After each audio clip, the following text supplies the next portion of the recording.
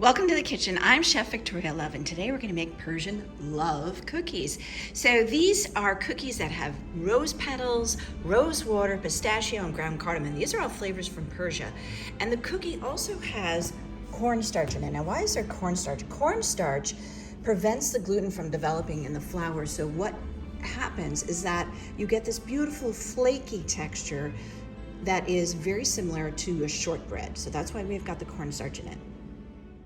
The story behind why this is called a Persian love cookie is that the fable is a young lady, in order to entice a prince to marry her, made him these beautiful cookies and won his heart through his stomach.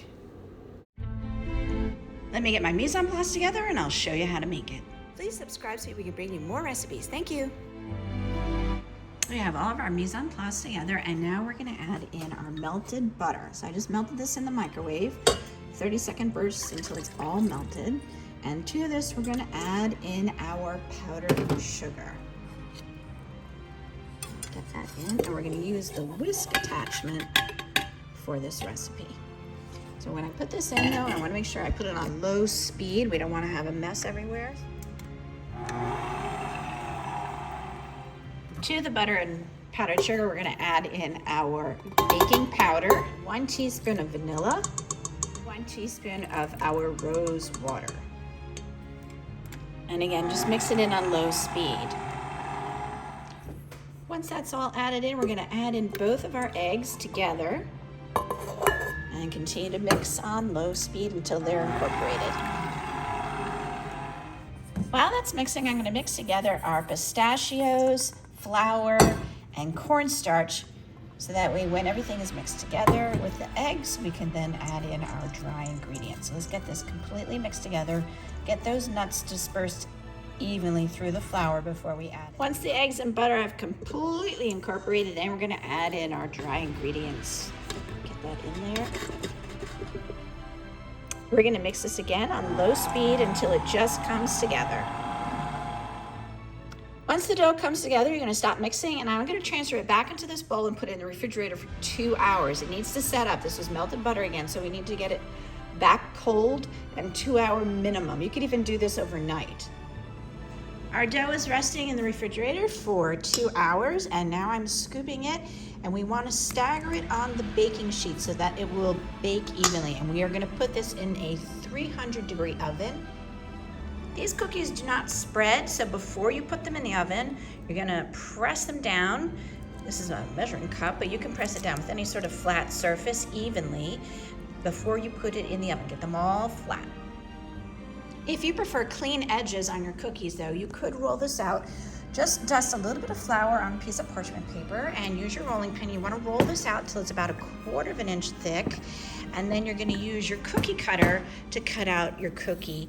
And this will be nice. If you're making this as a present for somebody, then definitely go the extra mile and make these look so pretty. We're going to make the glaze now for our cookies. So here we have a 1/4 cup of powdered sugar, and to that we're going to add 2 teaspoons of cornstarch. Cornstarch helps to dry it out. There we go. And then we're gonna stir in 1 tablespoon of milk. If you need more liquid, you can always add a little bit more. Or if you want, you could even add more rose water to it. So if you think if it's too thick, you might want to add a little bit of rose water.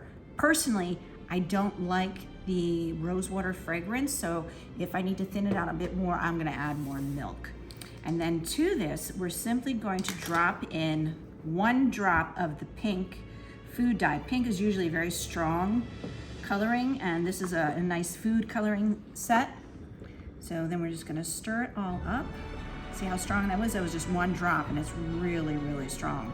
So we're just going to stir this together. And this will be our glaze to go on our cookies. And we're just gonna sort of dip half of it into it. It's pretty strong pink. So, you know, I might even add a little more sugar back in here to lighten that up. I don't want such a sort of bright pink. I want sort of like a pale rose pink to go beautifully with our rose petals. So I think I'm gonna add a little more powdered sugar to this to lighten it up. These are our finished cookies that were rolled out, And now what we're gonna do is we're just gonna dip them into our pink glaze.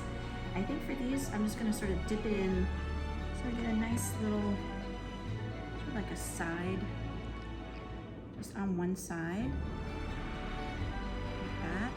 And then you're gonna put it here to let it dry, and we wanna sprinkle a little bit of pistachio and a couple leaves of the rose petals. Not too many, the rose petals are a little overpowering.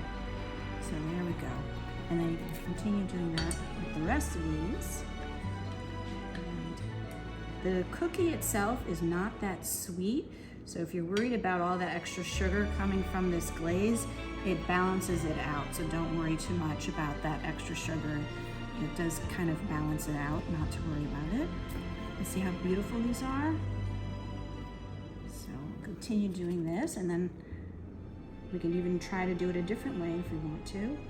I'm gonna put some in a paper cornet, and then I can sort of zigzag lines over them as well. So these are the cookies that I used with the cookie scoop that I didn't roll out. So they have a little bit of a rough edge. So this one, I'm gonna put a drizzle of this glaze over it. And this is a paper cornet that I put the glaze into. You just cut off the tip. If you don't have a paper cornet, just use a Ziploc bag and cut off the corner.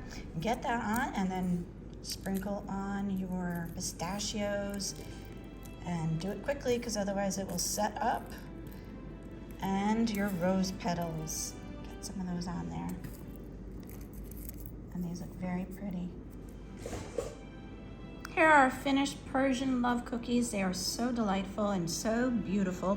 You can do them this way or you can do them this way, whichever way you prefer.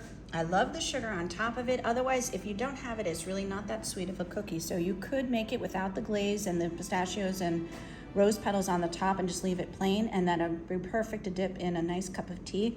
I hope this inspires you to make it at home. Thank you so much for watching. Please check out all of our videos on our YouTube channel.